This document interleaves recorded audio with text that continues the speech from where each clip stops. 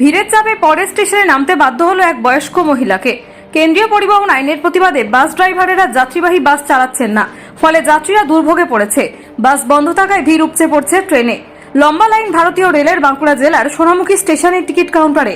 বাধ্য হয়ে ট্রেনে চেপে যাতায়াত করতে হচ্ছে অসংখ্য মানুষকে। ট্রেনের কামরার ভিতর দাঁড়ানোর মতো অবস্থাও নেই। অনেক যাত্রীকে গেটে ঝুলে ঝুলে যেতে দেখা গেল।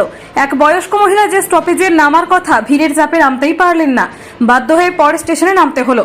আর এই চিত্র দেখা গেল বাঁকুড়ার মশাগ্রাম লাইনে। আর নেমেই সাংবাদিকের ক্যামেরায় বললেন, এরপর আমি যাব কি করে।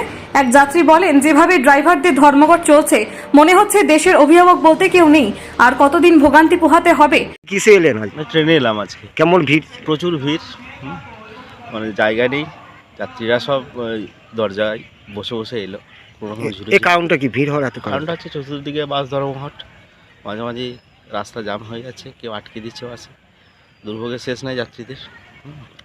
আর ট্রেনের ওই যে প্ল্যাটফর্মগুলো আছে তাতে টাইমটা খুব কম, ডিউরেশনটা অল্প টাইমের মধ্যেই ট্রেন ছেড়ে দিচ্ছে। এতে করে কী হচ্ছে, পরবর্তীকালে যারা স্টেশনে নামার চেষ্টা করছে তারা নামতে পারছে না ঠিকঠাক স্টেশনে, পরের স্টেশনে তাদেরকে নামতে হচ্ছে। আমার নাম? আমার নাম পবন মাঝি।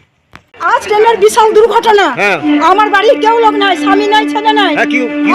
আমি ট্রেনে না নামতে পারার আমাকে অন্য স্টেশনে নামতে হচ্ছে। এর ফাইন কে দিবে, এর ক্ষতিপূরণ কে দিবে? কোথা থেকে আসছেন? আমি আসছি জামালপুর থেকে। আমি কোথায় নামার কথা ছিল? আমার ছিল কুমরুলে। কোথায় নামলেন? নামবো আমি বেতুড়ের মোড়। আপনার নাম কি? আমার নাম ডাক নাম মিনা ভালোরাম নুরুল। বাঁকুড়া থেকে দেবজিৎ দত্তের রিপোর্ট, TV5 বাঁকুড়া।